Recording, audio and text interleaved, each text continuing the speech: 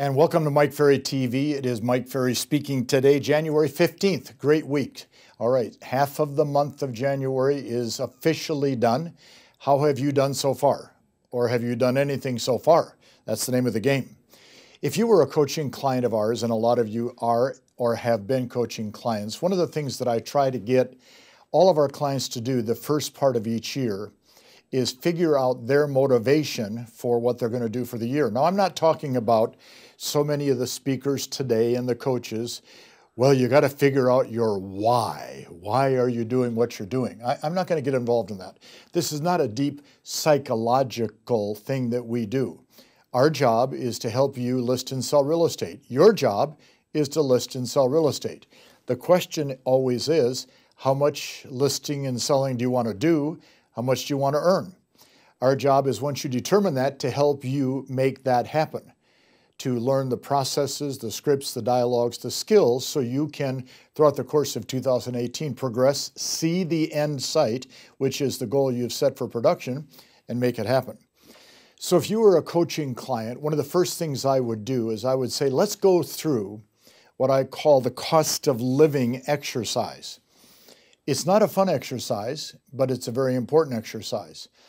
Some people get a little upset. Some actually get a little depressed.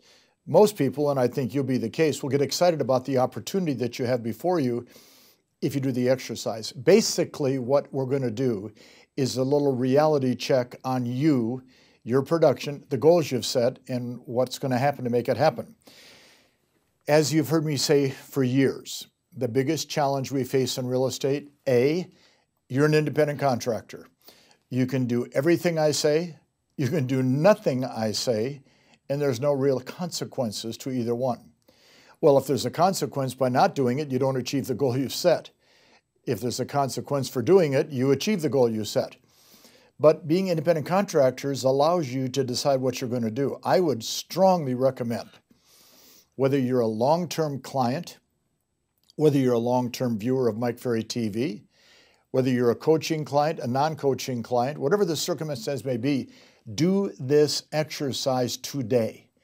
And then if you're really brave, take it home and go through it with your spouse.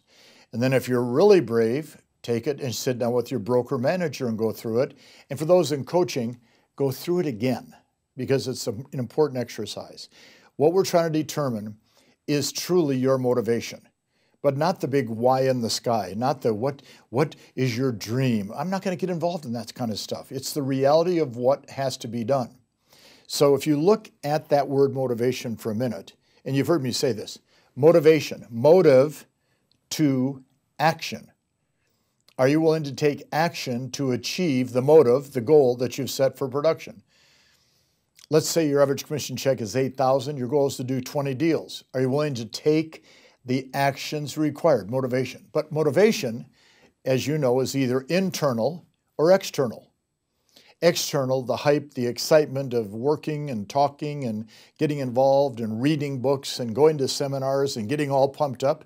Internal, that drive, that desire, because you want to make sure that the goal you've set takes place.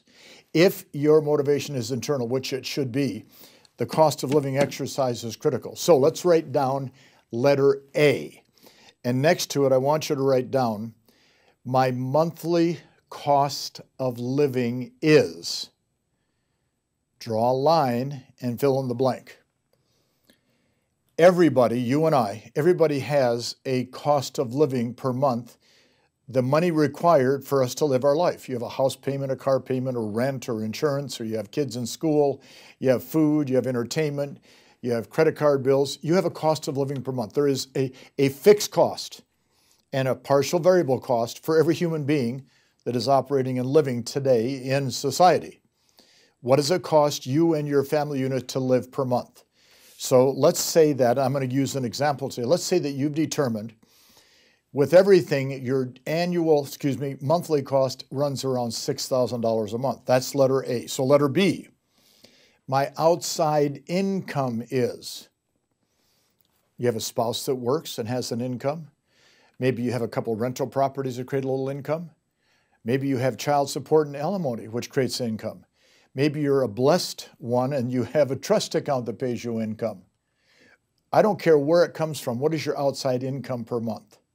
So let's take in this example, your cost of living is $6,000 per month, but your outside income, you have a spouse that works part-time, and that person's income is $2,000 a month. So now I have $6,000, $2,000. Then letter C, the difference plus or minus. All right, what is the difference between A and B? So in this case, $6,000 in expense, $2,000 outside income, your difference is a minus $4,000. Or in essence, you're responsible for creating $4,000 a month in income for your family to pay the bills to live the kind of life that you've decided to live. Now, the problem is most of us aren't living the kind of life we want. And that's because either ourselves or our spouse don't create enough income, or we have become very complacent and limited what it costs us to live so we don't have to work too hard. Let's assume you're going to work hard. It costs you $6,000 a month to live. $2,000 outside income, $4,000 is required to bring in and make up the difference. Letter D then, I want you to write down my average commission check is. Average commission check is. Well, let's just say as an example I wrote down, let's say your average commission check is $7,000 per transaction. So you list a home and it sells, you sell a home, that's what your check's going to be from the broker you work for, $7,000. Okay, good. Then we go to letter E. The number of deals I have to do monthly to break even. Let's write it down. Number of deals I have to do monthly to break even. All right, $6,000 in expense, $2,000 outside income, minus $4,000, what I have to create. You're with me so far? I think you are. All right, average check $7,000. Isn't technically I have to do about a half a deal per month for me to break even, pay the bills, and live my life? If you look at the numbers, it's about a half a deal a month. Well, that's 5 to 6 transactions a year. I will tell you in the workshops I've been doing for 40 years, every time we do this exercise in a workshop, I'll point to a person, I'll point to 3 people, 10 people, 15 people, and listen to me carefully. Almost every single time, they are always going to do just enough deals to break even. Is that what you want in 2018? You're going to go through all this year to break even? I don't think that's what you want. Okay, so let's go to letter F. Okay, you have to do a half a deal a month to break even. I wrote down letter F. How much additional income would I like to have monthly? What would be good? An extra $2,000 a month, $4,000 a month, $8,000 a month? Because it's going to be up to you. It's not going to be up to your spouse. They're on a fixed income. You're not. You're on a variable income. Your earnings are unlimited as to what you can accomplish. All right, how much additional? Let's commit to a number. Okay, what number? Is it 2,000, 5,000? What would be a reasonable expectation if you really internally got motivated to do your job and you took what your broker says and what I say and you did it every day? So I wrote down an example. Let's say you said, I want to make an extra $8,000 a month. Basically, that's one extra transaction, or 8 to 10 transactions for the year. But then letter G, I wrote down, and this is the hard part, what would I do with the money if I made that kind of money? What we have to understand is that earning substantial amounts of money takes people out of their comfort zone, and very quickly. Okay, it takes people out of their comfort zone. You're used to making $30,000, $50,000, $100,000, $200,000 a year, and all of a sudden you have a record year and you earn $50,000 more than normal. It makes people uncomfortable. I've actually had people say to me, I don't want to earn more money. I don't want to have to pay the taxes. Well, trust me, if you don't earn any money, you don't have to pay any taxes. Wouldn't it be nice to earn so much money that you had to pay a lot of taxes? Remember, taxes are nothing more than the rent you pay to live in the country you live in. That's what taxes are. It's your rent payment. Okay, what would you do with the money? Set aside money for your children's education? Set up a trust account for your grandchildren? Maybe pay off your house to have a mortgage-free home. Maybe buy the car you've always wanted to have. Maybe take the vacation for you and your spouse and your kids that you'd like to take. Maybe just start investing in real estate for the first time.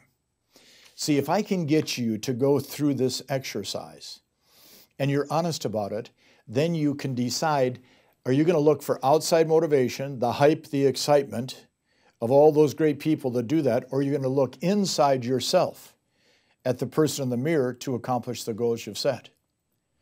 It's a hard exercise. It's a fun exercise. It's a scary exercise. It's an inspirational, motivational exercise, and in most cases, it's an exercise most agents won't do. Be the exception to the rule.